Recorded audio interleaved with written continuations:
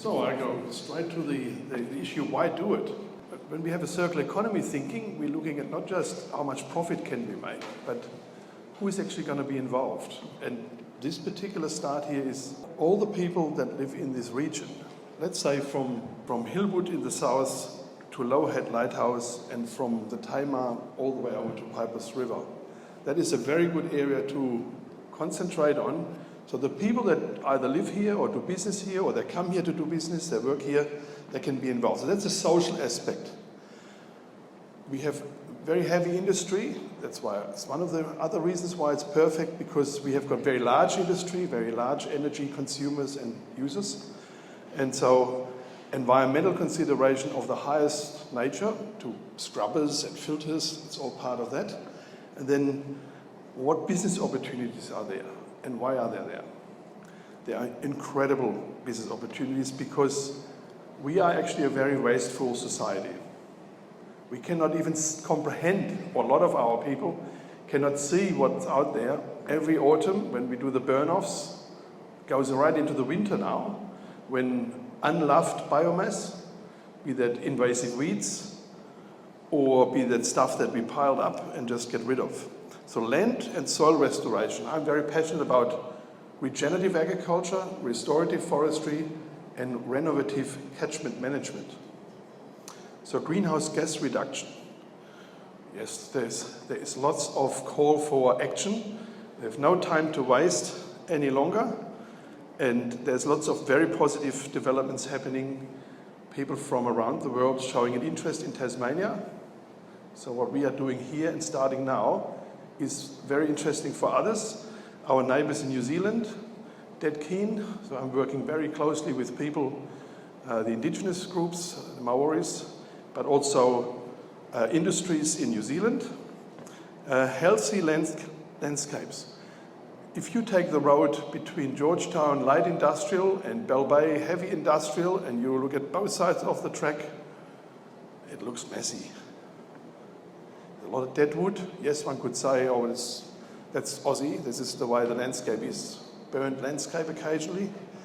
I like a healthy landscape, so when we get investors, visitors, and even the children going to school, when they look in the landscape, they must be feeling comfortable to live there and to visit this site.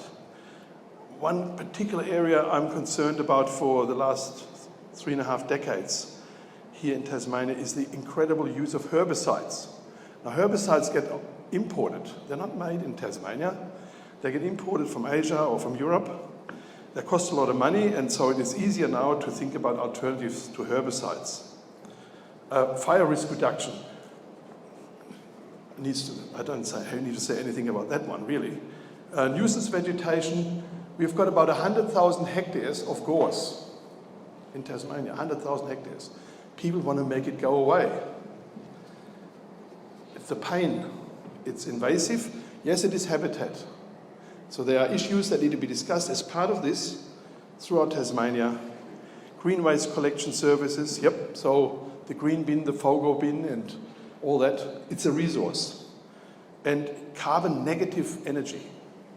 So when we have got wind and solar and even water, they can be carbon neutral, right? So they can be balanced out. But if we can actually sequester carbon by actually turning stored sunlight in the form of wood or other organics, even roadkill, no joke. If we can carbonize that and use it very smartly in our day-to-day life, then we become carbon negative and climate positive. So I'm talking about the alphabet of biochar.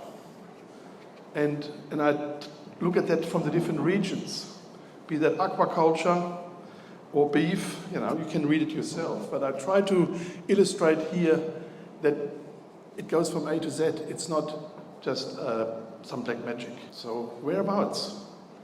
Obviously here. I'm so glad that Jeff Watson, who sits over here, asked me to look at BOLT, Business Action Learning Tasmania. What a great initiative. It's perfect to fit into this system. Together we can make that happen. And so we can reduce local landfill, we can set up very smart composting facilities, We can bring technology into play that is currently only in a few places, you know. The world's first 100% electric compost turner is currently running already in the 3rd year in Austria. Our colleagues are heavily involved in the development of those high-tech things, using solar energy or renewable energy.